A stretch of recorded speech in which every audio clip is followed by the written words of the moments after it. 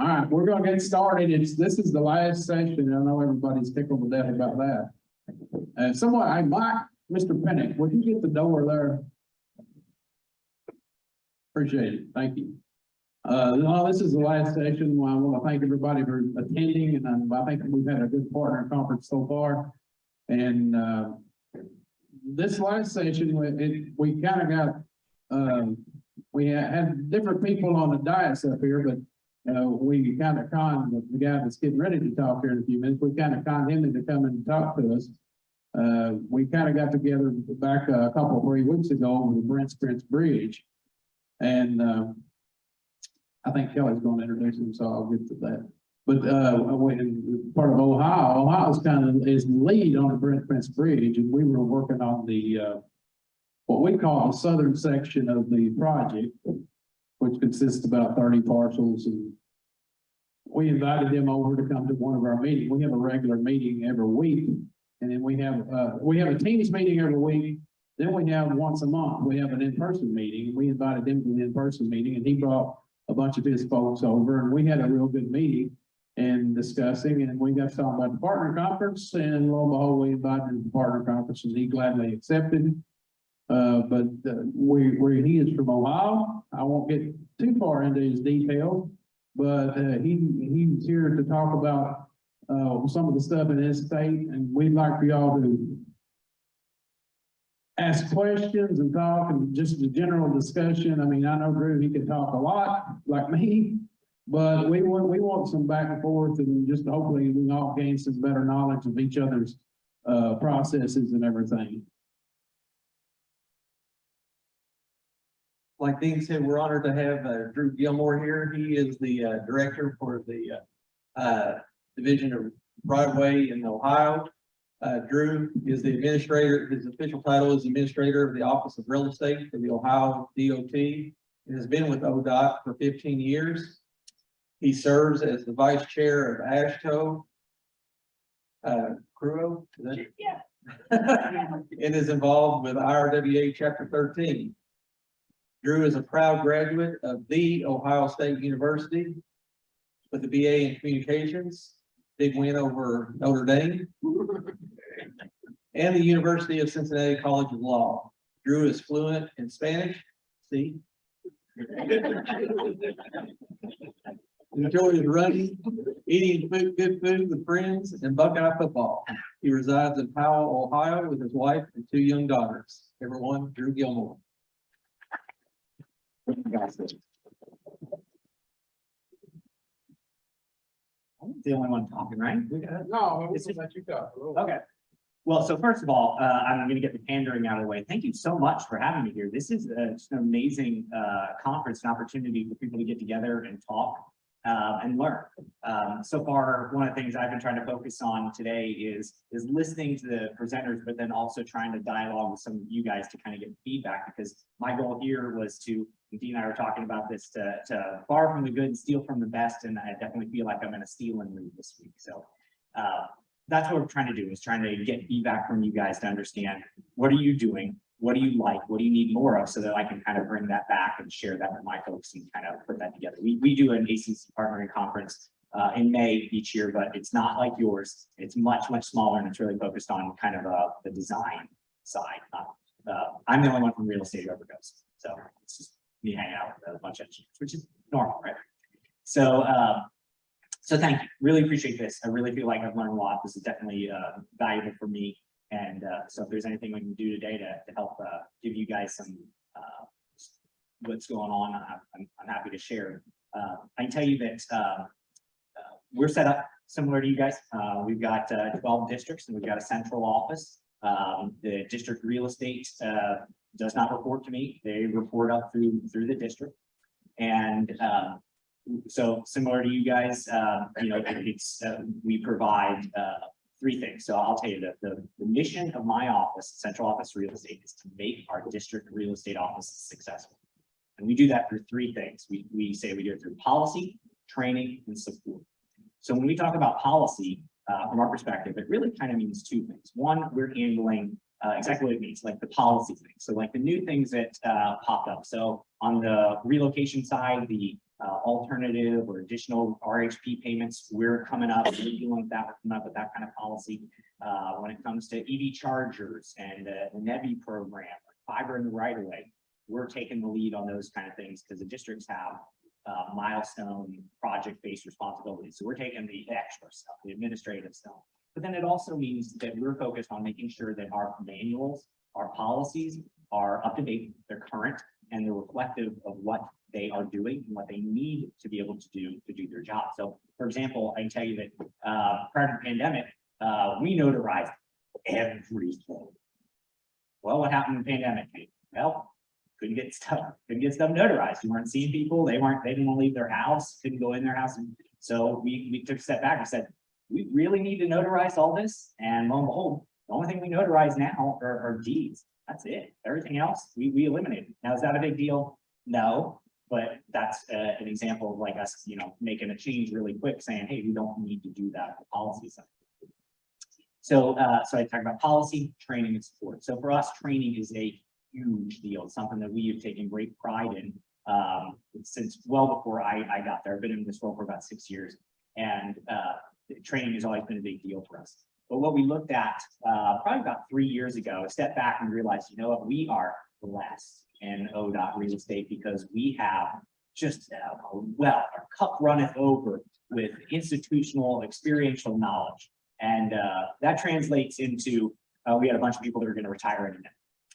And we had to figure out, what are we going to do when these people all retire? And so we said, we have to lean in to these people and what they have built into this organization, what they built into ODOT, the career, the legacy that they want to leave. So not that I had to focus them too hard, but one of the things that I was trying to talk to them all about was that at this point in their career, late in their career, they needed to become digital education specialists. That meant that they were going to have to figure out how they were going to get their brains and their knowledge into an online format so that we could preserve their training and make sure that we had it available for the next group. Or we call them realty specialists that were going to be coming through. So that's what we actually started focusing on in actually like 2019, we started developing our classes. And actually right now, all of our training that we have developed is available on our YouTube channel. So all of our classes that you can take for credit online with ODOT are available for free, not for credit, on YouTube. So they're a resource, you can practice, all that kind of stuff. So they're out there.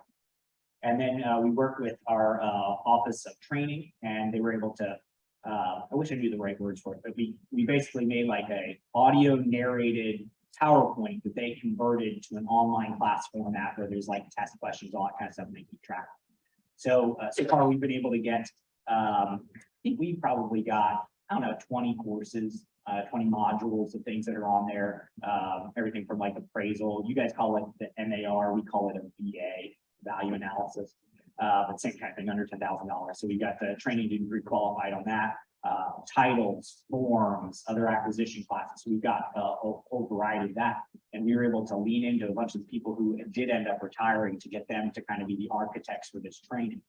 So, so we've been very proud of the work that we're doing. It kind of got slowed down because as soon as the pandemic hit, everybody had the great idea that they wanted to do online training. So we went from the only one in the queue to, well, where real estate is in the rest of the world of engineering, right? We're there, but the engineers come first.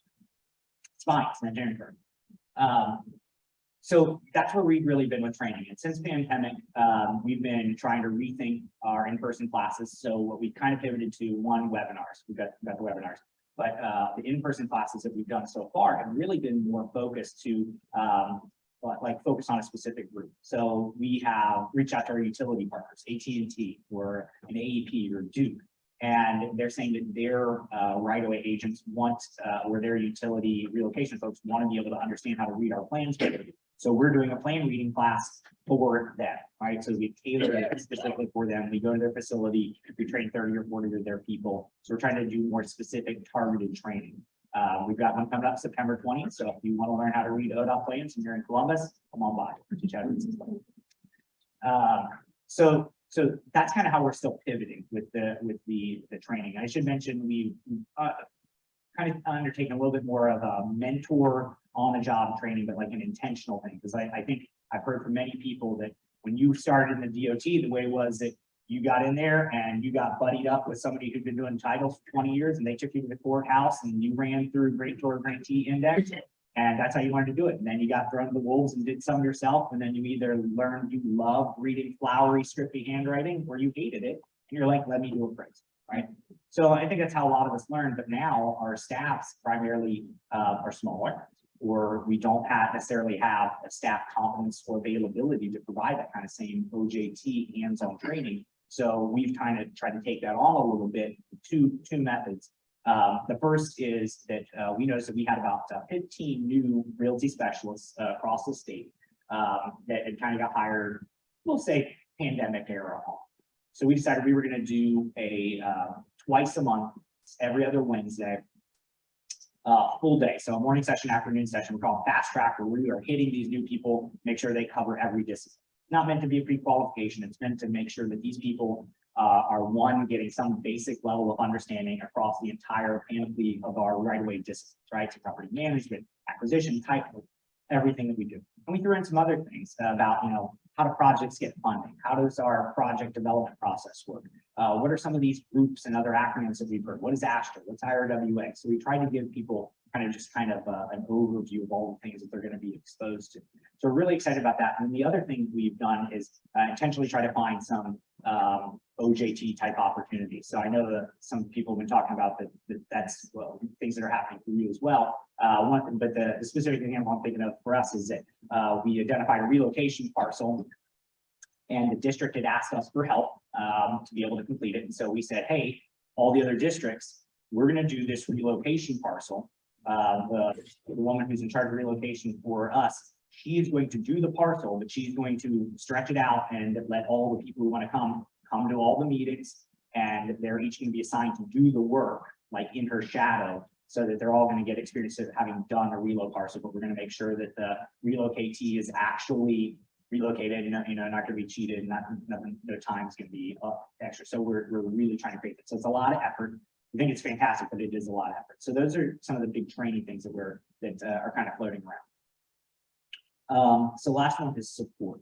So for us, support means central office doing actual production level work for the districts and helping, assisting, answering questions, things like that.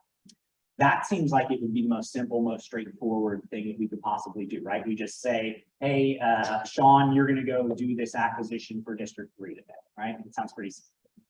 But the problem that we had to get over was that prior to me being in this role, we had cultural issues. That's as simple as I can put it. We had district staff that did not trust, did not like central office. Was that earned, well earned? I don't know. I was in the district. I didn't want to call central office. The concern was that if you called central office, you're going to get in trouble. Maybe you'd be made fun of. Maybe think that you're dumb, that you don't know what you're doing. And so the idea was you need to, tall poppy syndrome. Keep your head down, do the work. If they don't know, you're not going to get in trouble. And so I worked in districts, and I did not like that environment. It was not comfortable to come to work. And so when I got there, I didn't want to work like that way anymore. And I didn't think other people should have to do that either. So we worked really hard on improving our culture. And the way we did that was we had to, I talked with all my people in central office. I said, tell me what you want out of this place. What do you want this place to be? And not a single one of them said they wanted to be the cops. Not a single one of them said that they wanted to yell at a district staff person for being dumb, or that they wanted to jump up and down and say how smart they were at knowing how to do something in appraisal.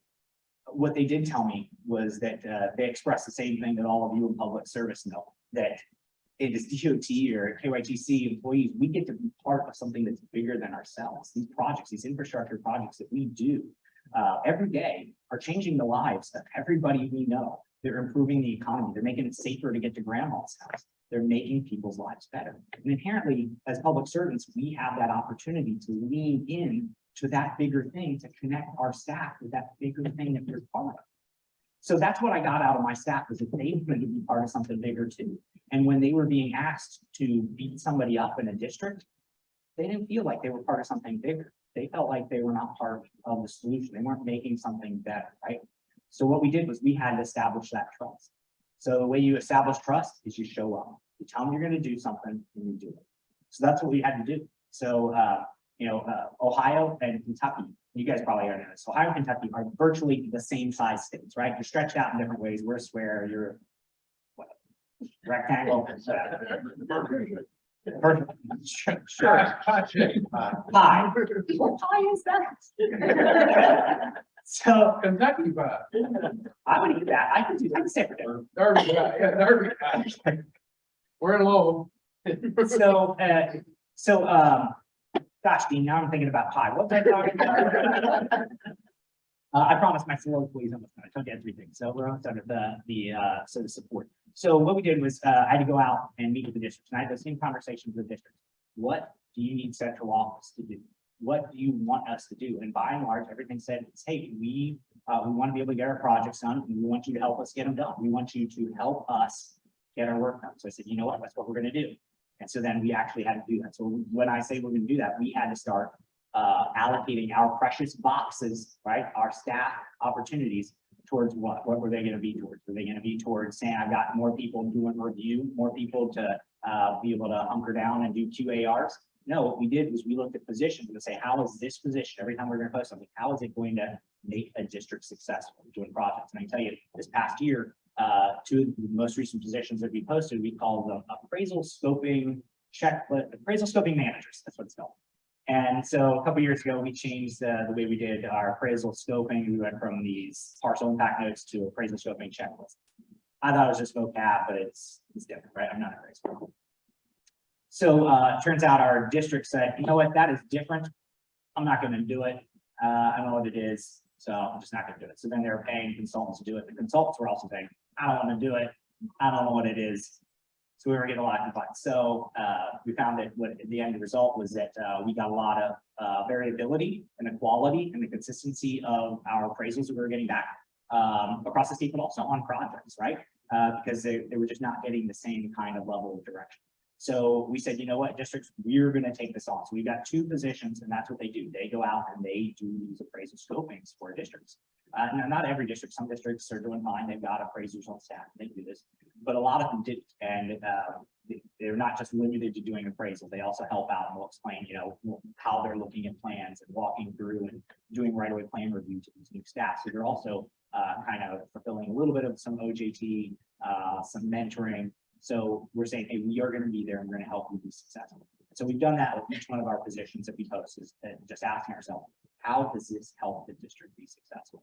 And over the last 6 years, I think if you ask any one of our districts, they would tell you there's a marked change in the relationship between districts and central office. There's a lot better trust. I'll tell you one of the little tricks that we did was, I know everyone was saying, we got teams. I got a phone director. We can hook up everybody's thing. What we did was we got everybody's cell phone number. And we made a contact list that you can import into your iPhone, your Android, whatever, with everybody's phone number, email, everything. It's a spreadsheet. It's I don't remember what type of file it is, but you can just download it and all those contacts. So if you're in real estate, you have everyone else's cell phone number. So if you're ever out somewhere and you're like, man, I really need to call Patty Norman in relocation, you have a phone number. Now, is that an impediment? Couldn't you have gone back to the office and looked it up? Yeah, of course you could. But now everybody's got it in their phone. We're trying to remove barriers to be able to make sure they reach out to the central office, but they can also reach out to the other districts. So we've really tried to remove barriers and try to make sure that they understand that we're there for them. We give them our phone number, they've got theirs. So we just want to make sure that they know that we're continually on their side. And sometimes I've kind of connected what I told you guys about the public service, and connect that back saying, like, listen, what you guys are doing in the district, you guys are the ones that are really close to those projects. You are connecting with the big works that are happening, but in central office, we're just one more step removed. So it's not a burden to us when you call us in central office to help, but if anything, you're doing us a favor because you're letting us in on that good stuff out in the district. We get to put down on our timesheet that we worked on PID, 78924. So for us, it's an opportunity for us to be part of something bigger as well. So it's an opportunity for us to be of service to the district. So it's an honor to be able to do it. So I don't know if any of that resonates with you guys, but I know that that's one of the things that we've really tried to So that's my three things. I've talked for a long time. We appreciate that, Drew. Does anybody have any questions for Drew? We'll open it up to anybody to just ask anything.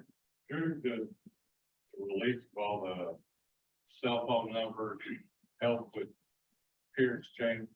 I know when Kelly and Dean and I were coming up, we used to have our own little right-of-way conferences. We drink and tell stories, and if something came up that I'd never done before, came up in my district, I knew to call Dean, or I'd call Kevin or John or Mary Beth or someone that had said something to me drunk.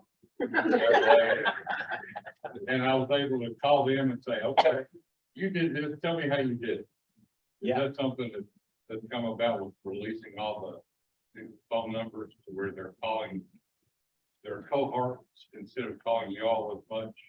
So I don't have the empirical data to support that, but I tell you anecdotally, yeah, what I've seen is I will hear secondhand from somebody, oh, this district called me about that issue. And I'm thinking, that's awesome. They're talking in ways that they never had. So I do see some of that. The other thing that I mentioned when we were talking about the fast track, one of our intentions was that we wanted those to be in person so that those group of new realty specialists all knew each other from across the districts. I go to every district, but they don't. Most of them do not leave their district. They don't know that other districts exist other than just on a colored map on their wall. So we're trying to build those relationships. I was really encouraged by top to bottom and the cabinet having so much involvement even down the just from all levels of the office, because we do our thing in October, OTEC, and it's really managers. There's not a lot of like actual, we call them realty specialists that are coming here and there, but we don't get a lot. So I was really encouraged to see the level of participation here. I think it's pretty fantastic. I'm going to try and encourage more of that. You may have answered the question that I had about adjoining districts. So is there much assistance, like, you know, how workloads are distributed? One district's not so busy or what, do they lean on each other to help? Or? They do. What we've seen is it's typically, so all of our districts have sister districts. And what we see is it's almost always one direction. The district that's busy is pretty much always busy and needs the help of another district. And then I've had someone be like, well, we can't think of anything that we'd want their help with, or we don't know how they would help with this, because without getting into the politics too much, the capacity and level of staffing we have in each of our districts in real estate varies wildly, and they have nothing to do with the size of the district. So our Cleveland area district has 4 people. So, and then, so you're like, well, that doesn't make any sense. And then so for comparison, our Cincinnati district has 22. So some of it is just the way that they've broken things up. So like in Cleveland, survey doesn't report to real estate, but in district in Cincinnati it does. So sometimes it's just those kind of things, but it's just how the staffing levels kind of broke down. And then I've got a very rural district that has 2 state certified general appraisers. I could not tell you the last time they had to do a full summary appraisal, but they have 2 appraisers there. It's just, so we've got some kind of like weird staffing dynamics, and they do help out with those. So we do, they do share freely. Sometimes it's just about a geography thing. You know, I've got this guy who's available in Eastern Ohio, but he's not going to drive to Northwestern Ohio to do an appraisal. But they can. We try. We see it mostly with relocation review, because we have so few people in the department that are experienced in relocation. It's really just to come down to a handful. And actually, we have all of the people that I would tell you are qualified are all now managers and do not do relocation anymore. So it's a concern for us, the relocation, which is why we're putting so much effort into trying to get some people trained. Any other questions for Drew? Not for Drew, Charles and I, or Central Office branch managers? Mike Pinnick. Hi, Kelly. So one of the things that I struggle with as an LPA is when it's time to prepare the right-of-way certification. Sometimes when I go on the project manager toolbox to pull up the correct project numbers, and I know you need to know me back on a couple of certifications telling me that the numbers the state numbers that I've used are incorrect. And so I guess my question is how do I know? Because sometimes we have like 4 or 5 in E-bars and they all have R's at the end of them. And it's like, well, which one of these do I do? And I'll click on one of those to see what the funding says. So I guess I'm just trying to figure out which, how do I know? So you don't think, well, I screwed up. I mean, he's put wrong number on his form. I gotta kick it back to him. We're just so used to it. I mean, no, I don't think I'm feeling it in the right way.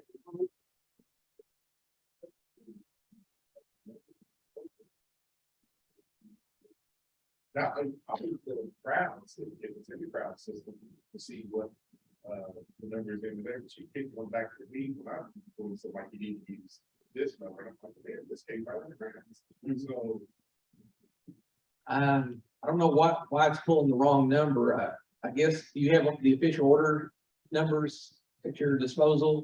It's identifying the. yeah, I mean, and they all, again, the official orders, and each one of those, when you click on it, it probably manages to the box.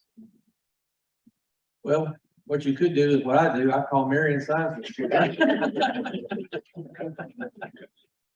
She's a fountain of information and she's always very helpful. I hope you find that, she doesn't hesitate to make sure you're on the right track and get the correct project number into the certification that you're working on.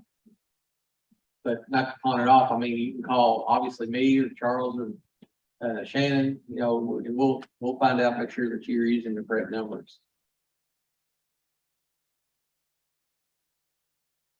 One thing we were talking about when we had lunch with ODOT that Drew shared, and correct me if I'm wrong, but one thing I found fascinating is about the, I guess what we call the Court Commissioners Award, that you all are just obligated to post the appraisal in order to get right of entry, whereas, we're at the mercy of court commissioners and, they can definitely blow a budget when you get, their only requirement is to be a property owner in the county.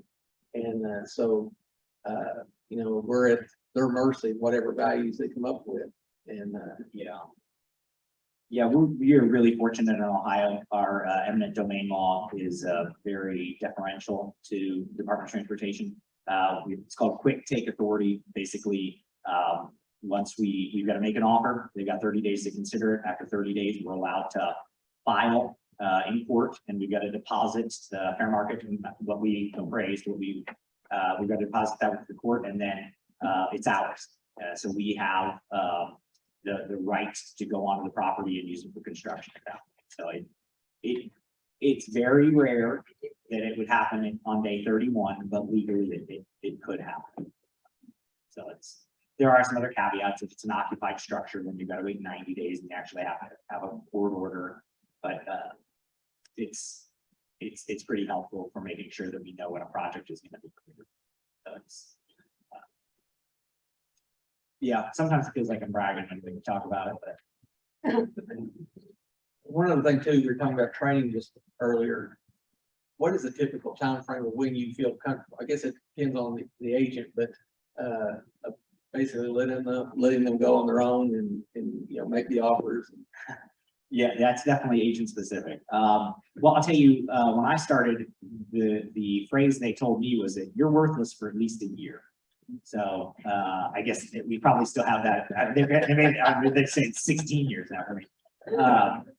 But I think that's probably still kind of our thumber, because what we used to have in the before times, right? We had 40 classes that we offered every year, and they were offered, over the course of a year. You just start over in January, and then they just be offered in sequence. So that was kind of the idea, was that within a year, you're going to be able to take your whole sequence of classes, and you're going to have the opportunity to go out and with your supervisor or whoever, somebody else, and go through and be able to do some hands-on, do some titles, do some acquisition, whatever it was. So I think our time frame is still a year, but some people need a little bit more help, and I think an appraisal or relocation is probably going to take more than that. But I think you can probably get reasonably somebody trained in acquisition and title a lot faster than that. So, but I think it's, I have a question for you guys. So it's been a while since I've actually been out there dealing with property owners, and making offers. So, I dreamed. So I'll tell you this. So when I first started, the first day they handed me a set of colored pencils and they said, these are yours. And you're gonna get to color in these maps. And I was like, I don't think so. And so the first one I did was a strip tape, 5 parcels from a farmer. And so I colored in everything and then I taped those plan sheets together and I ran it through the plotter scanner. So it was 8 feet long because I just thought I was a genius, right? So this thing that could have taken me like 20 minutes took like 6 hours. But now I have a digital copy of colored plans. And so that's what I was gonna be able to give this property owner. Wouldn't you know, he did not care at all that he had a PDF of it. But that was the first and the last time that I ever hand colored plans. And I ended up figuring out how to color stuff in on PDF. So I'm saying all that to say, it's been a long time since I did that. How are you as agents embracing the use of new technology, 1, and 2, how do you feel like your property owners are reacting to newer technologies, like showing people stuff on the iPad or the computer, showing 3D models of what it's going to look like? Is that, even if you don't have experience, maybe you got more finger on the pulse of what property owners want, is that going to be helpful? Is it going to be confusing? Is it going to be not all at once? I remember the first time we started using KMC files. You guys use those in Ohio? Yeah. Okay. First time we. You got used Google. those- They got running water up there too. I was amazed. But no, when we first started doing those about 8, 10 years ago, maybe, it was fantastic for cross country. Yeah. Lock arms, and it's so hard to have 6 plan sheets all spread out. And that was one of the biggest helps. And we really, thanks to Dean and folks like that, we really changed over to trying to go almost paperless. And figured out that more, and it's really helped in relocation too. To be able to do inventories and get folks to sign stuff. It's a struggle sometimes to get people to let's get things. I think for the most part, it's been embraced, the technology and everything has been. You still got some in our more rural parts, you know, you got older guys and older people that it don't matter what you bring them, they're not gonna like it, you know, you just a piece of paper, other than a piece of paper. But for the most part, it's been embraced and everybody accepts that and understands that, it works real well. And like you said, the only thing we require a wet signature on right now is a deed. And that's the only thing that we have paper, everything else is digital, we don't use paper. I like that. I want to be more like you when I grow up. I mean, and it just makes sense. We did it before even COVID. We were shifted that way long before COVID to go paperless. You know, everything's like, even our files. You know, I would encourage you you don't keep a box of files. Why? They're totally useless. I want to get rid of them, but they told me it's gonna be $3 million to scan them all, so. Yeah, whatever. But if you start though, there's a point where you can say from this day forward, we no longer do that. Yeah, we have, so all of our official records are online, but I still have 5,000 boxes. Yeah. That aren't scanned. We have archive stuff too, but you know, like from day point 1, from this point forward, we're electronic, you know. I like it. Follow up to my question. Do you believe your property owners have a easier or better understanding of the project that we're going to do as a result of the digital tools? I think KMC's for sure. Make a big difference. We don't get very many 3D things. Every now and then someone will have like a flash through of a finished project, but Speak up. KMZ files are fantastic. I mean, really, especially like cross-country projects, you know, new routes, they can really see, okay, well, how's this and how's my neighbor and how's my aunt down the street, you know, they want to know, they can actually see the whole scope of it and zoom in. You're showing them how they're part of something bigger than themselves. There you go. That's the lesson for the day. Yeah, so that in like on the relocation side too, I mean, just the going digital, certified inventories, we can get that done on site your first meeting, so that saves you a trip and the cabinet money by being able to do that in one trip. And then it saves the property owners time because then they don't have to meet again. If we sign, if they have they can transfer their Word document into a PDF, go out on their iPad, meet with them, take the pictures, drag them in, and they can sign it. I think most agents have an iPad and pencil, is that what they're called? An Apple Pen or whatever it is. If they request it, they can get it. Most jurisdictions have given them those now, so they can sign right there. It saves hours. As long as you have signal though, some places don't have very good signal. So like sometimes I'll try to pull up. a Yeah, in our state, you don't, And I- some places you have trouble getting a signal on a landline. So like sometimes like they want to see the KMZ and it's hit or miss. Usually if they want their property staked, we'll do it after the first meeting, unless it's something they request the first time we talk to them. But I've been out there before, they're like, where is this? And I'm like, okay, well, I'll show you on the KMZ. It's gonna, there's a little drift. This is about where this line's gonna be. And it makes them happy.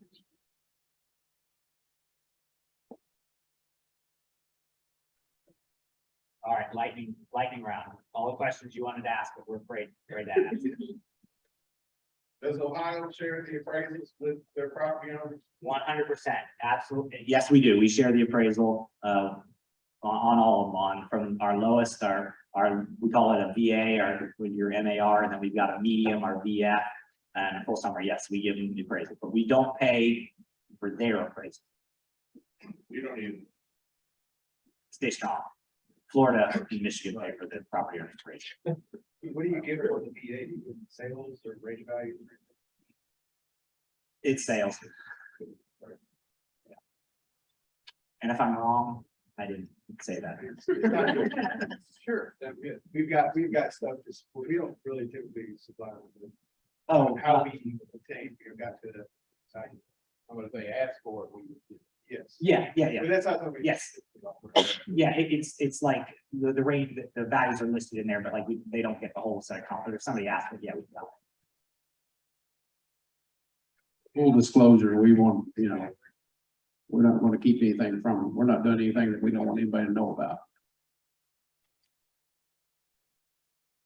Yeah, I can tell you, last year, Ohio acquired, I think about 1,700 parcels.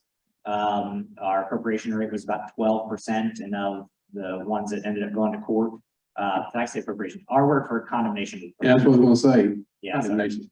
condemnation. When we had 3 parcels that actually went to a jury. So more times than not, we actually get them settled. So it's pretty rare that we get it in front of a jury. Right away phase on a federal project. We made offers on a parcel and the property was doing a development proposal which requires it to donate right or dedicate right. What do I do? Dean, I think he's asking you. What do you? What happens in Ohio? Well, so, the Department of Transportation just wouldn't do it. But LPAs do that all the time. I mean, I guess there are some developer-driven projects, and those are always a little squirrely. Yeah, if they so if that was part of their match, their developer match, their local match for it, then we No, it's totally separate from. Oh, but yeah. the project that you hire. Separately, that property is doing something that requires them to dedicate right of way to their That project. sounds like a local thing more than a state thing. It is, I'm just saying, in that venue, what does the right of way? Well, I mean, is this, help me out here, is this Kentucky or Ohio? Okay, what we would do here, we're dedicated on what right of way we need to acquire. And if they're doing a requirement to give or dedicate right of way, we could back that out as a donation and work that out, but we would pay them for the rest of the right of way that we acquire. I know if Citation Boulevard, the planning commission knew we knew we were gonna build this road, But but they laid it out the we went back and. Well, one thing in Kentucky, is if you say, we can't just say right of way. No. We can buy right of way for an interstate, or we can buy right of way for a rural secondary. But when we're working on a project, that right of way has for that project has to be dedicated or created for that specific project for use that funding source. That's what we have to do. They're bound to the same, whether they do it or not, and we can't police every bit of it, they're bound by the same rules and regs.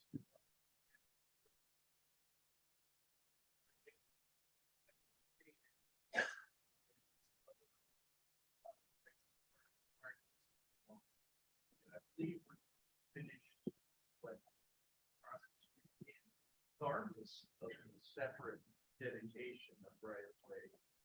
I think you guys have a teams meeting. Yeah. Is what I think. Yeah.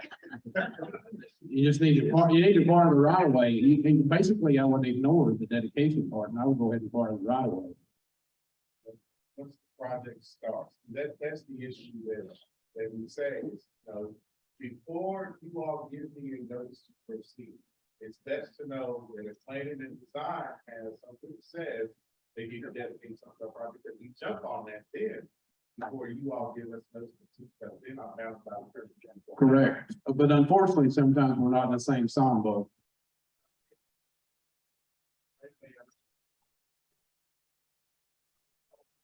Just, already. My opinion on that, it shouldn't be 2 years to buy the right of way, but that's just my opinion.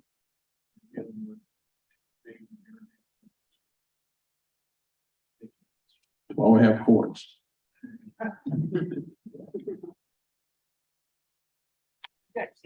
All right. We'd like to thank Drew for being part of our partner conference and presentation. If you could give him a hand, please. I'd like to thank everybody for participating. I hope you all think this has been a successful partnering conference. Again, we appreciate your participation and attendance. I'd like to make just a couple quick announcements. Don't forget that tonight's reception will be from 4:45 to 7 o'clock in the Grand Ballroom A and B. You'll need your pink drink ticket. Either we've got some heavy drinkers, or no one listened this morning to give me any of your tickets.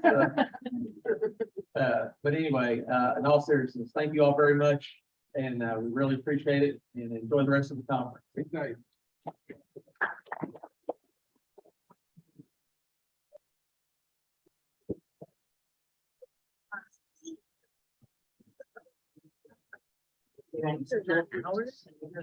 Isn't